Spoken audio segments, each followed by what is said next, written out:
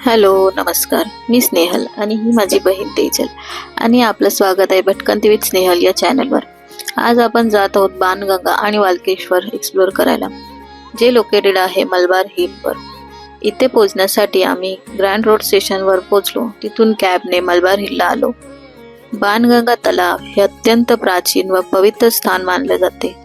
पुराण कथेनुसार भगवान राम लंकेकडे जात असताना येथे आले आणि त्यांना तहान लागली।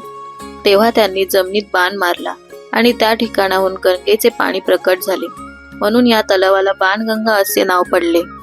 इतिहासानुसार हा तलाव सुमारे 12व्या शतकात शिलाहार राजवंशांच्या काळात बांधण्यात आला। नंतर 1715 साली राम कामत यांनी त्यांचे पुनर्बांधन केले। तलावाभोवती अनेक जुनी मंदिरे, घाट आणि आश्रम आहेत, ज्यामुळे या ठिकाणाला धार्मिक तसेच सांस्कृतिक महत्त्व प्राप्त झाले आहे। तिथे एक गायमुख आहे, ज्याच्या तोंडातून कंटिन्यू पाणी वाहत असते। बाणगंगा जवळच असलेले अजून एक महत्त्वाचे ठिकाण म्हणजे वाळकेश्वर मंदिर।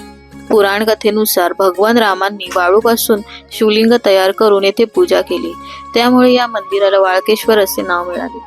मंदिराचे मूळ बांधकाम प्राचीन काळात झाले असले तरी पोर्तुगीजांच्या काळात ते नष्ट झाले आणि नंतर 18व्या शतकात पुन्हा बांधण्यात आले। हे मंदिर मुंबईतील सर्वात जुन्या धार्मिक स्थळांपैकी एक मानले जाते आणि येथे दररोज मोठ्या संख्येने भाविक दर्शनासाठी येतात। बाणगंगा तलाव आणि वाळकेश्वर मंदिर हे मुंबईच्या इतिहासाचा आणि संस्कृतीचा महत्त्वाचा भाग आहेत।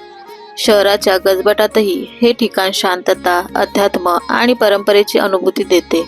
याला मिनी बनारस म्हणून सुद्धा ओळखले जाते, कारण इथे जायचे रस्ते हे तुम्हाला बनारसमध्ये असलेल्या गल्ल्यांसारखे दिसून येतील। जर तुम्ही मुंबईत असाल तर या ठिकाणाला नक्की भेट द्या आणि या प्राचीन इतिहासाचा अनुभव घ्या। व्हिडिओ आवडला असेल तर लाईक करा, शेअर करा आणि अशाच व्हिडिओसाठी चॅनलला सबस्क्राईब करायला विसरू नका। बाय।